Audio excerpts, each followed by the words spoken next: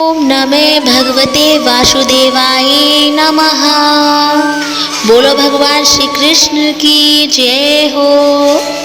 प्यारे श्रोताओं, आज जन्माष्टमी का व्रत रखा जा रहा है और यदि आप भी जन्माष्टमी का व्रत रखते हैं और जन्माष्टमी व्रत कथा नहीं सुनते हैं तो आपका व्रत पूर्ण नहीं माना जाता है।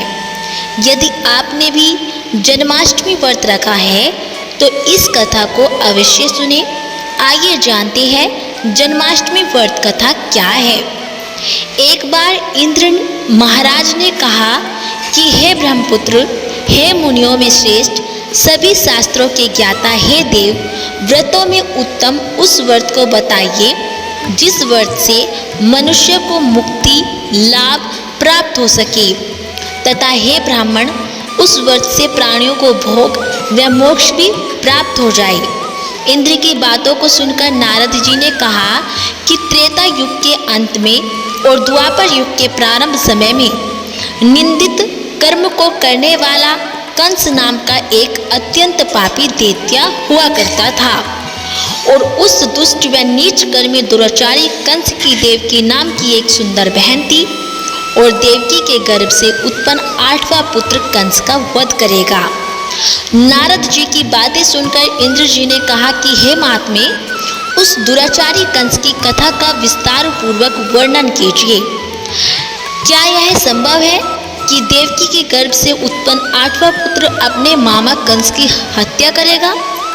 इंद्र जी की संदेह भरी बातों को सुनकर नारद जी ने कहा कि हे अदिति पुत्र इंद्र, एक समय की बात है कि उस दुष्ट कंस ने एक ज्योतिषी से पूछा था कि ब्राह्मणों में श्रेष्ठ ज्योतिर्विद मेरी मृत्यु किस प्रकार और किसके द्वारा होगी।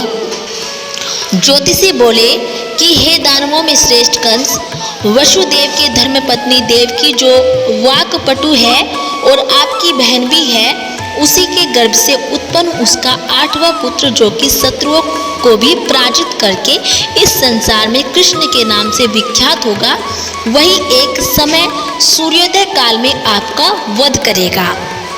ज्योतिषी की बातें सुनकर कंस ने कहा कि हे देवज, बुद्धिमानों में अग्रगण्य, अब आप ये बताइए कि देवकी का 8वां पुत्र किस मास में किस दिन मेरा वध करेगा। ज्योतिषी बोले कि हे महाराज, माघ मास की शुक्ल पक्ष की तिथि को 16 कलाओं से पूर्ण श्री कृष्ण जी से आपका युद्ध होगा और उसी युद्ध में वे आपका वध करेंगे। इसलिए हे महाराज, आप अपनी रक्षा यत्न पूर्वक करें। इतना बताने के पश्चात नारद जी ने इंद्र से कहा कि ज्योतिषी द्वारा बताए गए समय पर ही कंस की मृत्यु कृष्ण के हाथ निसंदेह होगी। तब इंद्र ने कहा कि हे मुनि, उस दुराचारी कंस की कथा का वर्णन कीजिए और बताइए कि कृष्ण का जन्म कैसे होगा तथा कंस की मृत्यु कृष्ण द्वारा किस प्रकार होगी। इंद्र की बातों को सुनकर नारद जी ने पुनः कहना प्रारंभ किया कि उस दुराचारी कंस ने अपने एक द्वारपाल से कहा कि मेरी इस प्राणों से प्रिय बहन की पूर्ण सुरक्षा करना। द्वारपाल ने कहा कि ऐसा ही होगा। कंस के जाने के पश्चात उसकी छोटी बहन दुखित होते हुए जल लेने के बहाने घड़ा लेकर तालाब पर गई और उस तालाब के किनारे एक घनघोर वृक्ष के नीचे बैठकर देवकी रोने लगी। उसी समय एक सुंदर स्त्री जिसका नाम यशोदा था, उसने आकर देवकी जी से प्रिय वाणी में कहा कि हे कांते, इस प्रकार तुम क्यों विलाप कर रही हो? अपने रोने का कारण मुझसे बताओ। तब दुखित देवकी ने यशोदा से कहा कि हे बहन, नीच कर्मों में आसक्त दुराचारी मेरा ज्येष्ठ भ्राता कंस है और उस दुष्ट भ्राता ने मेरे कई पुत्रों का वध कर दिया है। इस समय मेरे गर्भ में 8वां पुत्र है और वह इसका भी वध कर डालेगा। इस बात में किसी प्रकार का संशय या संदेह नहीं है, क्योंकि मेरे ज्येष्ठ भ्राता को यह भय है कि मेरे अष्टम पुत्र से उसकी मृत्यु अवश्य होगी। देवकी की बातें सुनकर यशोदा माँ ने कहा कि हे बहन, विलाप मत करो, मैं भी गर्भवती हूँ और यदि मुझे कन्या हुई तो तुम अपने पुत्र के बदले उस कन्या को ले लेना। इस प्रकार तुम्हारा पुत्र कंस के हाथों मारा नहीं जाएगा।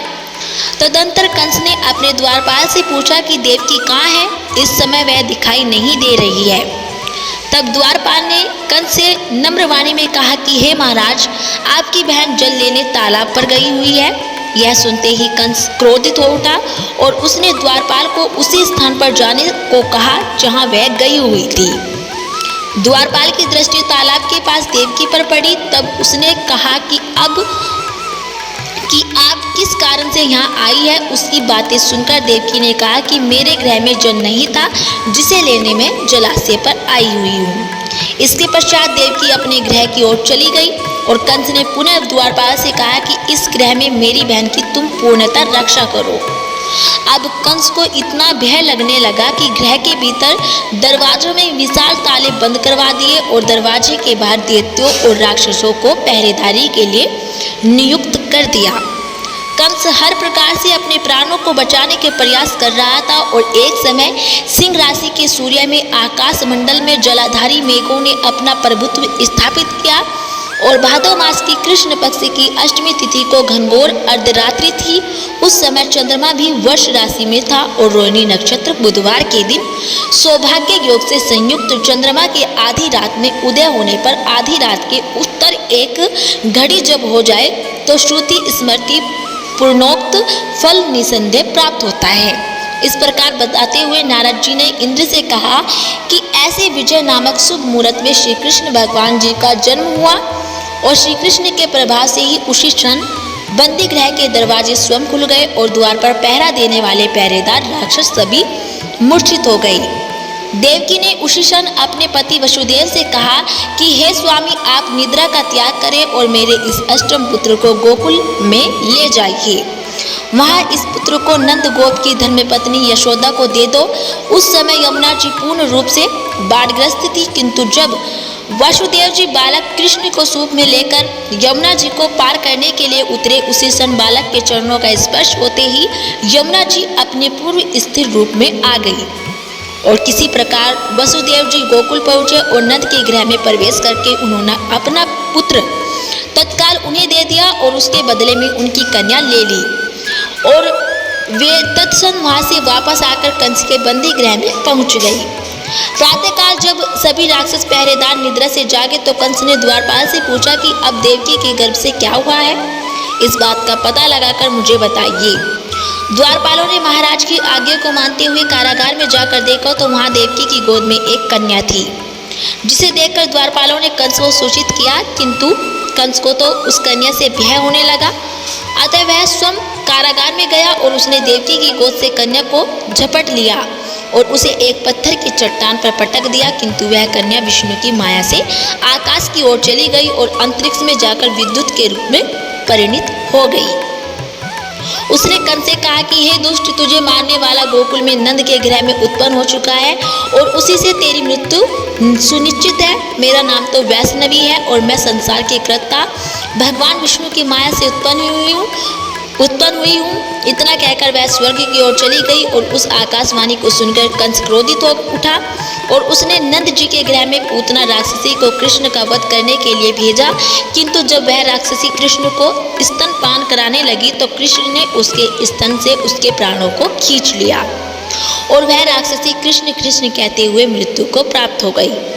जब कंस को पूतना की मृत्यु का समाचार प्राप्त हुआ तो उसने कृष्ण जी का वध करने के लिए कर्म से केसी नामक दैत्य को अश्व के रूप में, उसके पश्चात अरिष्ट नामक दैत्य को बैल के रूप में भेजा, किंतु ये दोनों भी कृष्ण के हाथों मृत्यु को प्राप्त हुए। और इसके पश्चात कंस ने काल्याक्य नामक दैत्य को कौवे के रूप में भेजा, किंतु वह भी कृष्ण के हाथों मारा गया और अपने बलवान राक्षसों की मृत्यु के आघात से कंस अत्यधिक भयभीत हो गया। उसने द्वारपालों को आज्ञा दी कि नंद को तत्काल मेरे समक्ष उपस्थित करो। द्वारपाल नंद को लेकर जब उपस्थित हुए तब कंस ने नंद जी से कहा कि यदि तुम्हें अपने प्राणों को बचाना है तो पारिजात के पुष्प ले आओ और यदि तुम नहीं ला पाए तो तुम्हारा वध निश्चित है। कंस की बातों को सुनकर नंद ने ऐसा ही कहा और कहा कि ऐसा ही होगा और अपने गृह की ओर चले गए। घर आकर उन्होंने संपूर्ण वृत्तांत अपनी पत्नी यशोदा को सुनाया, जिसे कृष्ण भगवान जी सुन रहे थे। एक दिन श्री कृष्ण अपने मित्रों के साथ यमुना नदी के किनारे गेंद खेल रहे थे और अचानक स्वयं ने ही गेंद को यमुना में फेंक दिया। यमुना में गेंद फेंकने का मुख्य उद्देश्य यह था कि वे किसी प्रकार पारिजात पुष्पों को ले आए।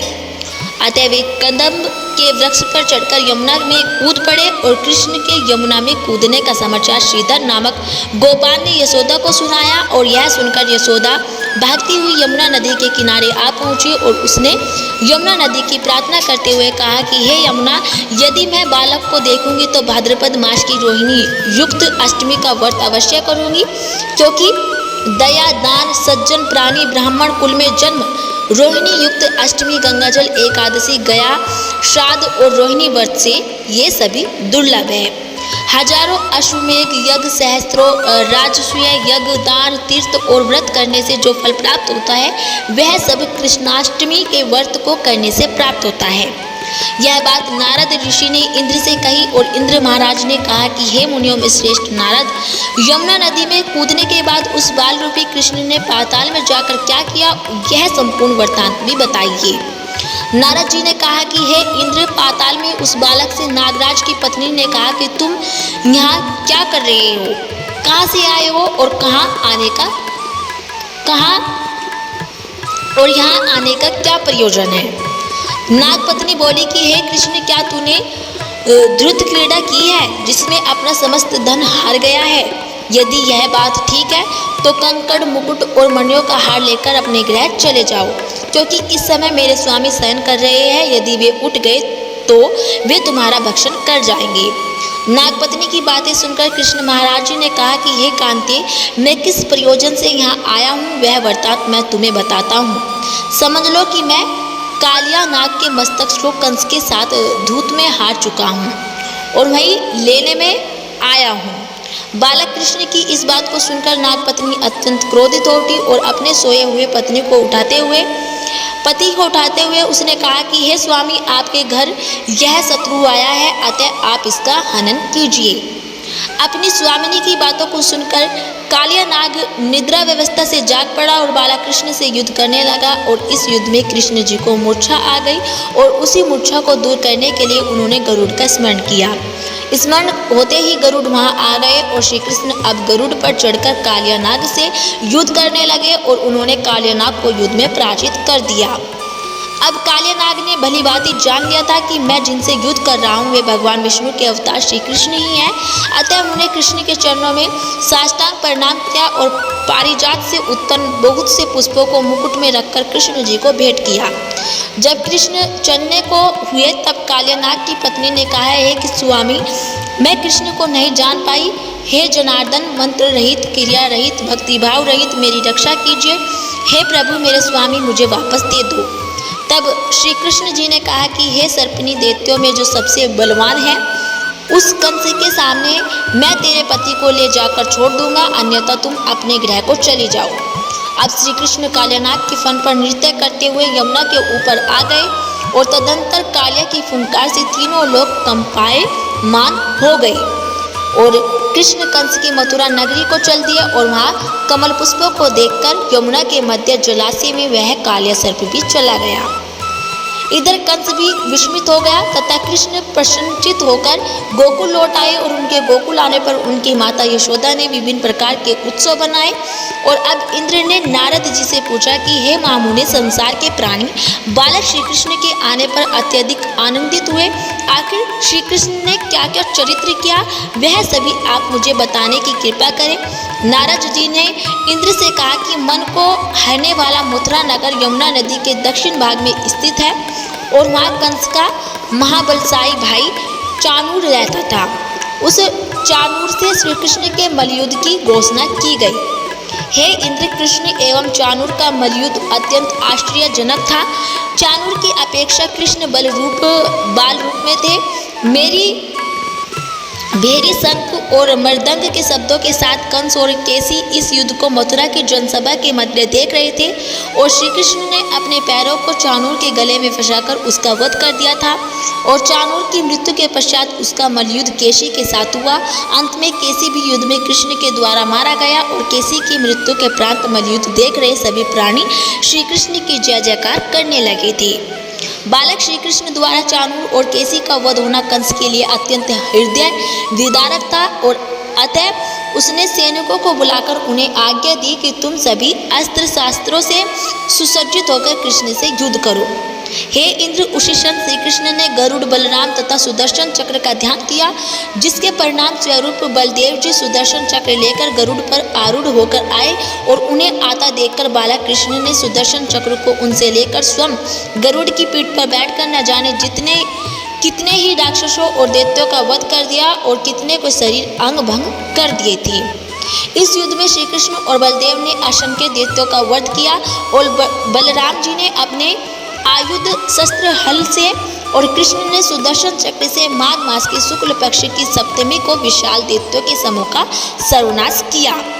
जब अंत में केवल दुराचारी कंस ही बच गया तो कृष्ण जी ने कहा कि हे दुष्ट अधर्मी दुराचारी, अब मैं इस महायुद्ध स्थल पर तुझसे युद्ध कर तथा तेरा वध इस संसार को तुझ में युक्त कराऊंगा।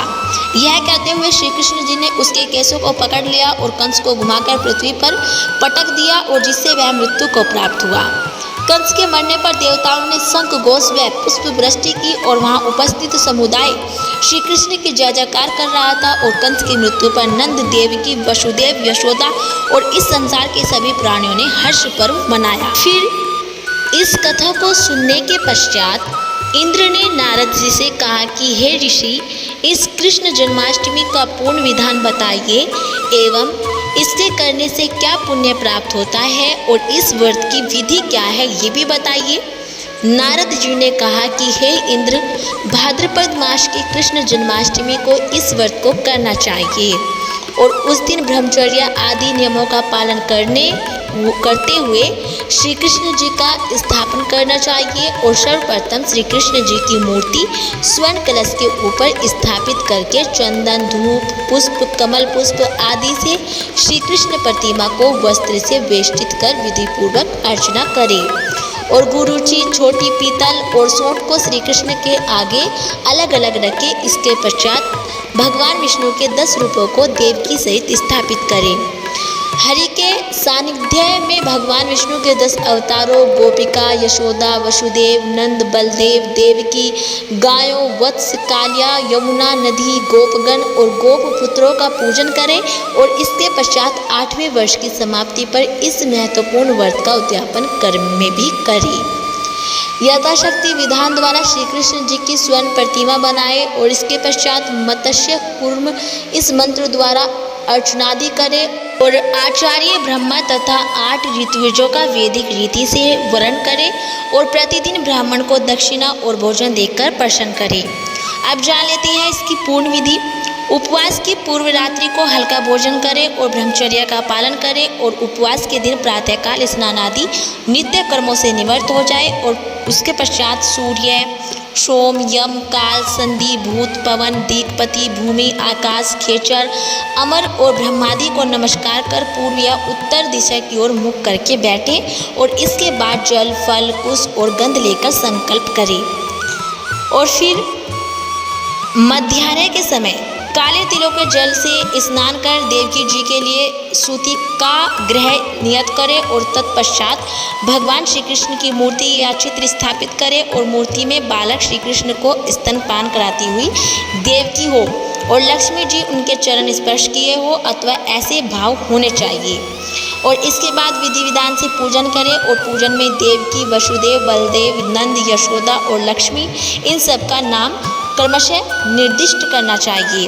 और फिर मंत्रों का जाप करें जैसे कि ओम नमः वासुदेवाय मंत्र का जाप करें और अंत में प्रसाद वितरण करके भजन कीर्तन करते हुए रात्रि को जागरण करें। तो दोस्तों ये थी कृष्ण जन्माष्टमी व्रत कथा और कृष्ण जन्माष्टमी की विधि। यदि आपको हमारी ये वीडियो पसंद आई हो तो प्लीज़ हमारी वीडियो को लाइक करें और चैनल को सब्सक्राइब करना ना भूलें।